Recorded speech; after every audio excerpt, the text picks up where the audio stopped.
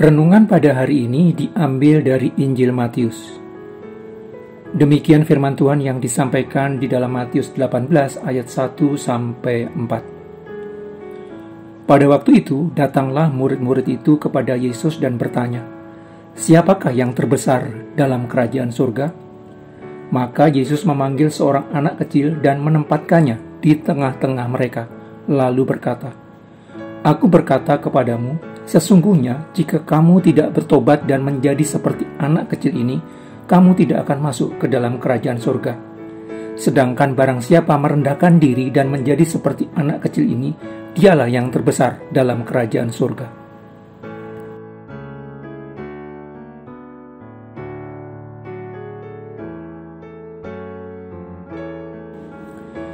Kerajaan Allah adalah pemerintahan Allah atas umatnya.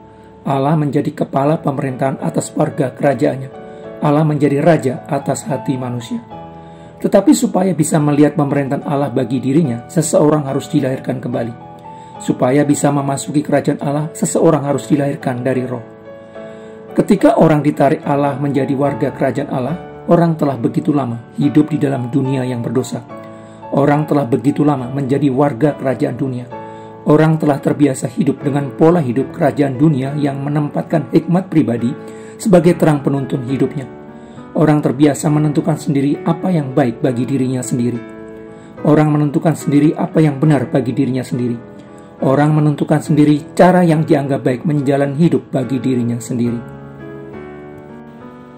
Merupakan hal yang dinilai biasa ketika seseorang menjalani kehidupan dengan suatu keyakinan bahwa dirinya mampu menentukan apa yang baik bagi dirinya sendiri dan meyakini mampu menyelesaikan berbagai permasalahan yang timbul dalam mengejar apa yang dianggap baik dan benar bagi dirinya.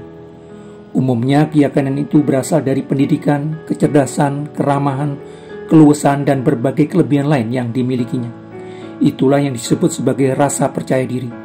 Jika memiliki banyak harta benda, rasa percaya dirinya akan semakin meningkat. Semakin tinggi rasa percaya dirinya akan dianggap semakin baik. Congkak di hadapan Allah bukanlah sikap yang suka merendahkan orang lain atau suka berbicara besar. Congkak di hadapan Allah berarti merasa cukup hanya dengan dirinya sendiri. Orang yang congkak merasa bahwa kecerdasan, pendidikan, keluasan, kepandaiannya berbicara, dan harta bendanya akan memampukannya menjalani hidup dengan baik tanpa penyertaan dari Allah. Kalaupun meminta penyertaan Allah hanya sebagai pemanis bibir dengan menempatkan Allah sebagai elemen pendukung keinginan pribadinya. Orang yang congkak merasa bahwa dia bisa hidup sendiri tanpa pimpinan dan tuntunan Allah. Membiasakan diri tidak mempelajari firman Tuhan dan berdoa merupakan suatu bentuk nyata merasa bisa hidup tanpa Allah. Allah menentang orang yang congkak tetapi mengasihani orang yang rendah hati. Karena itu, rendahkanlah dirimu di bawah tangan Tuhan yang kuat, supaya kamu ditinggikannya pada waktunya. Kepada orang-orang yang merasa cukup dengan dirinya sendiri, Allah menempatkan dirinya dengan posisi berhadapan, menentang. Allah menjadikan orang-orang yang seperti ini sebagai musuh, walaupun orang itu menyebut dirinya sebagai orang percaya. Sebaliknya, orang yang rendah hati bukanlah orang yang suka mengangkat orang lain tinggi dan menempatkan dirinya di bawah orang lain. Orang yang rendah hati adalah orang yang merasa bahwa kecerdasan, pendidikan, kemampuannya berbicara, dan berbagai hal lainnya yang dimilikinya tidak cukup untuk dijadikan bekal dalam menjalani kehidupan. Orang yang rendah hati merasa bahwa semua hal baik yang dimilikinya tidak memadai untuk menyelesaikan berbagai persoalan di dalam hidupnya. Karena itu dia memerlukan Allah. Karena itu dia memerlukan hikmat Allah untuk menuntun hidupnya. Mempelajari firman Allah setiap hari dan menjadikannya penuntun jalannya dan penerang bagi langkahnya merupakan perwujudan nyata dari kerendahan hati di hadapan Allah.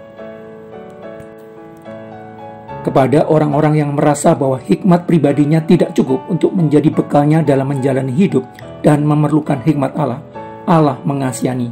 Allah memberikan belas kasihannya. Karena itu, setiap warga kerajaan dunia yang ditarik datang menjadi warga kerajaan Allah harus diperbarui akal budinya, supaya bisa menjadi warga baik kerajaan Allah. Pembaruan hidup yang dilakukan Allah akan membawa orang berusaha menjadi ciptaan baru. Kehidupan yang ditata ulang dengan tujuan dan cara hidup yang baru.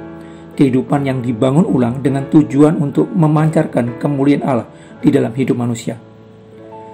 Pembaruan hidup orang percaya terjadi secara bertahap.